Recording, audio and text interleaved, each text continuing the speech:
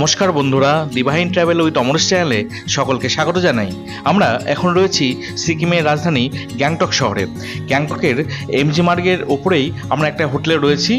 আর এখন আমরা চলে এসেছি এই এমজি মার্গের ওপরে অবস্থিত ওল্ড চিলড্রেন পার্ক ট্যাক্সি স্ট্যান্ডে। এখান থেকে আমরা ট্যাক্সি বুক করে চলেছি এই গ্যাংটকের লোকাল সাইট সিইং করতে। চলুন আপনারা আমাদের এই যাত্রায় সঙ্গী হন। গতকাল আমরা গ্যাংটক পৌঁছেই এই এমজি মার্কের উপরে অবস্থিত ওল্ড চিলড্রেন পার্ক ট্যাক্সি স্ট্যান্ডে এসে আমরা আজকের জন্য গ্যাংটকের লোকাল সাইট সিইং এর গাড়ি বুক করে নিয়েছিলাম। আমাদের টোটাল গ্যাংটকের লোকাল সাইট সিইং এর 10টি স্থান ঘুরে দেখাবে এবং এর জন্য আমাদের দিতে হবে 2000 টাকা এবং এটি প্রায় সারাদিনের ট্যুর হবে। আমরা সেই প্রস্তাবে রাজি হয়ে আজ আমরা আমাদের এই লোকাল সাইট সিইং শুরু করেছি। আমরা প্রথমে চলেছি গ্যাংটকের অন্যতম জনপ্রিয় পর্যটন কেন্দ্র দো দরুল চৌটেন মনেস্ট্রি এবং নামগিয়াল ইনস্টিটিউট অফ তিব্বতোলজিতে। গ্যাংটকের এমজি মার্গ থেকে এই স্থানটির দূরত্ব প্রায় 3.5 থেকে 4 কিলোমিটার মতো। গাড়ি করে যেতে সময় লাগবে প্রায় 15 থেকে 20 মিনিট। আমরা এই গ্যাংটক শহর এবং এই পাহাড়ের সৌন্দর্য দেখতে দেখতে এগিয়ে চলেছি আমাদের গন্তব্যের দিকে।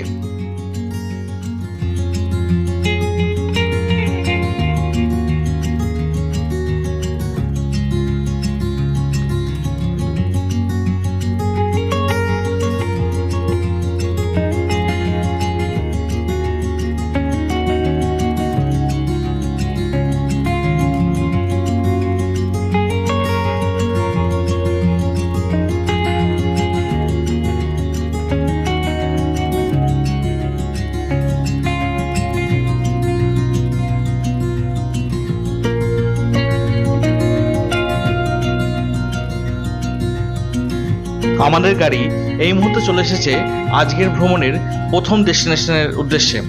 আমরা এখন চলেছি এই গ্যাংটকের দো দরুল চৌটেন মনেস্ট্রির দিকে।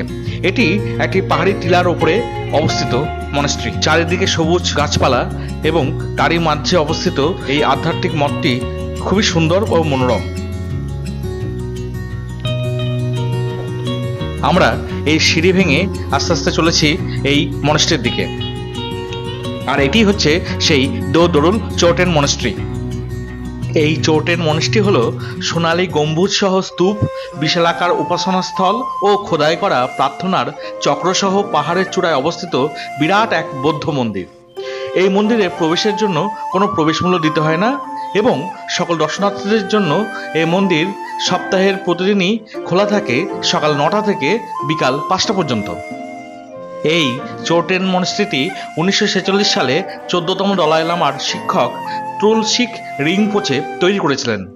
স্তূপের মুক্তাময় সাদা গম্বুজটি তার চকচকে সোনার চূড়াসহ তিব্বতীয় বৌদ্ধ ধর্মের নিগমা আদেশের একটি গুরুত্বপূর্ণ দেবতাকে উৎসর্গ করা হয়েছে, যা বজ্রকিলয় বা দর্জি রিংপোচে নামে পরিচিত। এই বৌদ্ধ স্তূপটি 108টি প্রার্থনা চাকার গুচ্ছ দ্বারা ঘেরা, যার ওপর পবিত্র মন্ত্র খোদাই করা রয়েছে। দর্জে ফুরবার সাথে সম্পর্কিত বেশ কয়েকটি গুরুত্বপূর্ণ পবিত্র কাঙ্গিউর পাণ্ডুলিপি এবং ধ্বংসাবশেষ এর ভিতরে যত্ন সহকারে সংরক্ষিত আছে।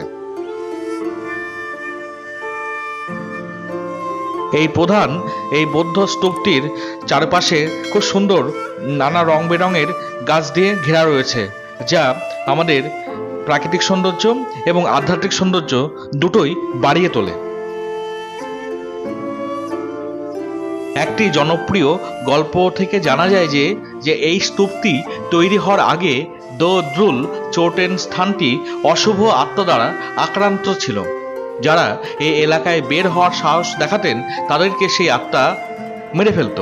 যাই হোক, তিব্বত থেকে আগত ক্রুশিক রিংপোচে 1940-এর দশকের গোড়ার দিকে এখানে এসে তারা এই আশ্রম তৈরি করেছিলেন এবং সেই দুষ্ট আত্মাকে এখান থেকে তাড়িয়ে দিয়েছিলেন। এই চৌটেন মনেস্ট্রি কমপ্লেক্সে সবচেয়ে উঁচু বৌদ্ধ স্তূপ ছাড়াও আরও কয়েকটি ছোট ছোট বৌদ্ধ স্তূপ রয়েছে। কয়েকটি বৌদ্ধ ধর্মগুরুর নামে সেগুলো উৎসর্গ করা হয়েছে। তারা হলেন জংঝাপ চৌটেন এবং টুলশিক রিংপোচে। এই দো দরুল চৌটেন মনেস্ট্রিটি সাধারণ পর্যটক ছাড়াও এখানে পড়তে আসা সকল তিব্বতী বিদ্যার্থী এবং বৌদ্ধ সন্ন্যাসীদের কাছে অত্যন্ত গুরুত্বপূর্ণ একটি ধর্মীয় স্থান। চৌটেন মনস্ট্রি দেখার পর আমরা এবার চলেছি আমাদের পরবর্তী গন্তব্যে।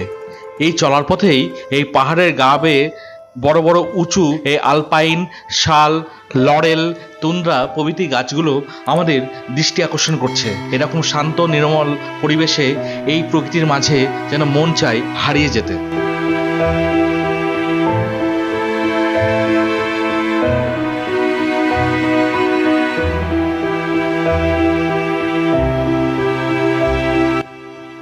আমরা এবার প্রবেশ করছি নামগিয়াল ইনস্টিটিউট অফ তিবেটোলজিতে। এটি একটি সিকিমের গুরুত্বপূর্ণ তিব্বতী জাদুঘর। এই ইনস্টিটিউশনে প্রবেশ করবার জন্য প্রবেশ মূল্য আছে। মাথাপিছু 25 টাকা টিকিট সংগ্রহ করে তবেই এই জাদুঘরে প্রবেশ করা যায়। আমরাও মাথাপিছু 25 টাকা দিয়ে টিকিট সংগ্রহ করে আমরা এই তিবেটোলজিতে প্রবেশ করছি। প্রসঙ্গত জানিয়ে রাখি, 10 বছরের নিচে বাচ্চাদের কোনো প্রবেশ মূল্য লাগে না। ইতিহাস থেকে জানা যায় 1957 সালের 10ই ফেব্রুয়ারি চতুর্দশ দলাই লামা এই জাদুঘরের ভিত্তিপ্রস্তর স্থাপন করেছিলেন এবং 1958 সালের 1 অক্টোবর ভারতের তৎকালীন প্রধানমন্ত্রী Pandit Jawaharlal Nehru Sikkim research institute of তিবেটোলজির উদ্বোধন করেন। সিকিমের তৎকালীন মহারাজা স্যার তাসি নামগয়াল এর নাম পরিবর্তন করে নামগিয়াল রিসার্চ ইনস্টিটিউট অফ তিবেটোলজি রাখেন। এই তিবেটোলজির প্রাঙ্গণে রয়েছে এই গুরু পদ্মসম্ভবার একটি সুন্দর ছোট্ট একটি মন্দির। এই নামগয়াল ইনস্টিটিউট অফ তিবেটোলজির প্রাঙ্গণে রয়েছে ক্রাউন প্রিন্স পালজোর নামগয়ালের মৃতদেহ সম্বলিত একটি স্মৃতিসৌধ, যা সকল দর্শনার্থী, স্থানীয় এবং পর্যটকদের কাছে সিকিমের অজানা ইতিহাস তুলে ধরে।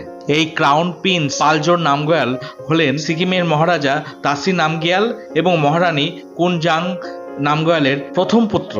তিনি 26শে নভেম্বর 1921 সালে জন্মগ্রহণ করেছিলেন এবং 30শে নভেম্বর 1940 সালে রয়্যাল ইন্ডিয়ান এয়ারফোর্সের কমিশন লাভ করেন। দ্বিতীয় বিশ্বযুদ্ধ চলাকালীন তিনি 1941 সালের 20 ডিসেম্বর মাত্র 20 বছর বয়সে প্লেন দুর্ঘটনায় প্রাণ হারান। তার স্মৃতির উদ্দেশ্যেই এই স্মৃতিসৌধটি নির্মাণ করা হয়েছে।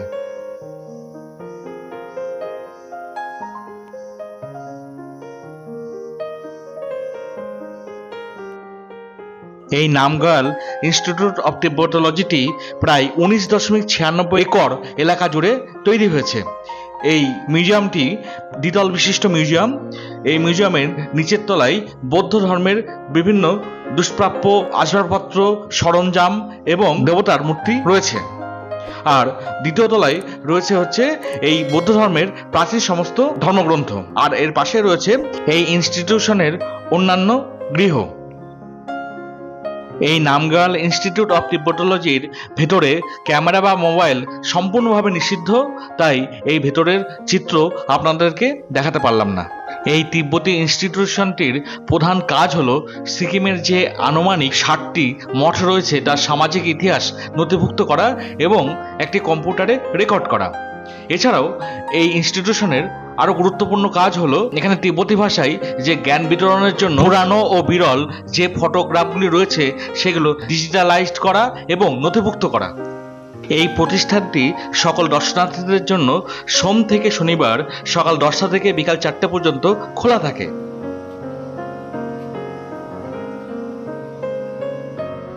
এরপর আমরা আবার এগিয়ে চলেছি সিকিমের গ্যাংটকের অন্যতম জনপ্রিয় ট্যুরিস্ট ডেস্টিনেশন গ্যাংটক রোপওয়ের দিকে।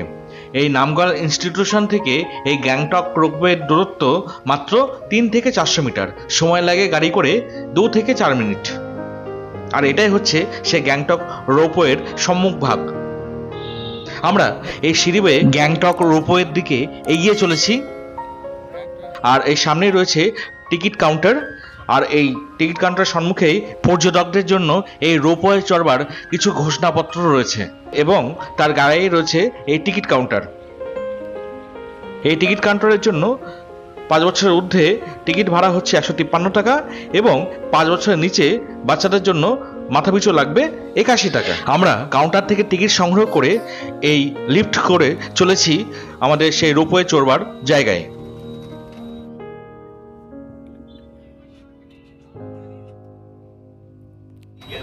আমরা লিফটে করে পৌঁছে গেছি রোপওয়ে চড়বার জায়গায়। এখানে এইমাত্র এই কেবল কারটা এসে পৌঁছালো এবং অনেক যাত্রী প্রতীক্ষায় রয়েছে এই রোপওয়ে চড়বার জন্য। তার আগে আমাদের টিকিটগুলো আরেকবার স্ক্যান করা হচ্ছে। এই স্ক্যান করবার পর আস্তে আস্তে সকল পর্যটক আবার এই কেবল কারে উঠবে। আমাদের টিকিট স্ক্যান হচ্ছে। এই স্ক্যান করার পর আমরা এই কেবল কারে উঠছি। এই কেবল কারটা খুব সুন্দর। এই কেবল কারে প্রায় 24 জন একবারে উঠতে পারে এবং এর সঙ্গে থাকে একজন কেবিন অ্যাটেন্ডেন্স। এই কেবল কারটি সর্বমোট 1625 কেজি ওজন ধারণ করতে পারে। আমাদের কেবল কার এবার তার যাত্রা শুরু করেছে।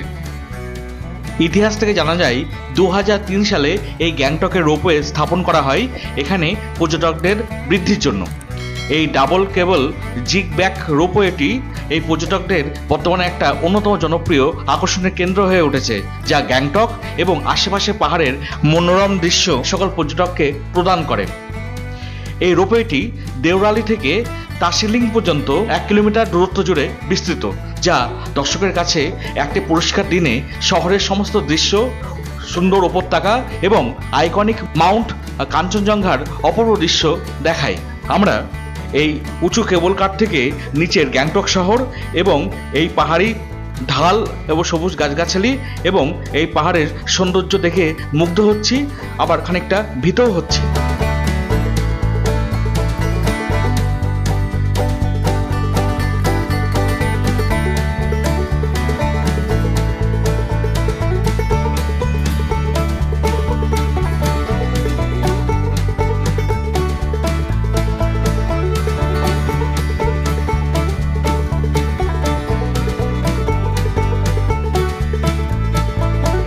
আমাদের কেবল কার আস্তে আস্তে এগিয়ে চলেছে তার অপর প্রান্তের দিকে।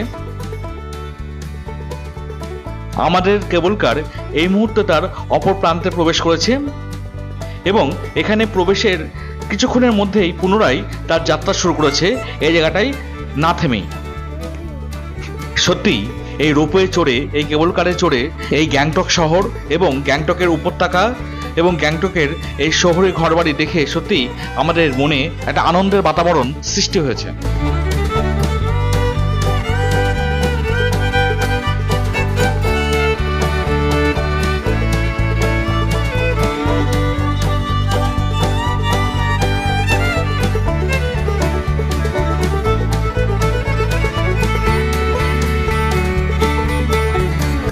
সামগ্রিকভাবে গ্যাংটকের রোপওয়ে সিকিমের পর্যটন ল্যান্ডস্কেপের একটি কেন্দ্রবিন্দু হয়ে রয়েছে, যা হিমালয়ের সৌন্দর্যকে পর্যটন সুবিধার অগ্রগতির সাথে একত্রীভূত করেছে এবং এখানকার সাংস্কৃতিক সত্যতা এবং আধুনিক অবসরের একটি সংমিশ্রণ উপস্থাপনা করেছে।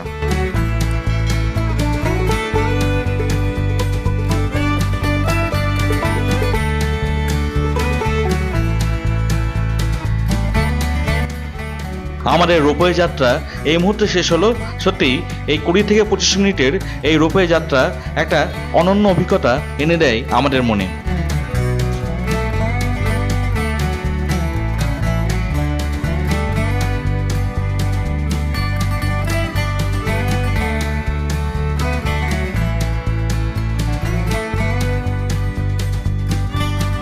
বন্ধুরা, আমাদের গ্যাংটক ভ্রমণের 3য় পর্যায়ের ভিডিও আমরা এখানে শেষ করছি। আগামী পর্বে আমরা গ্যাংটকের অন্যান্য দর্শনীয় স্থানের বিবরণ নিয়ে আসবো। যদি আমাদের এই পর্বের ভিডিওটি ভালো লাগে তাহলে অবশ্যই আপনারা একে লাইক করবেন, কমেন্ট করবেন, শেয়ার করবেন এবং আমাদের এই চ্যানেলটি অবশ্যই সাবস্ক্রাইব করবেন। ধন্যবাদ।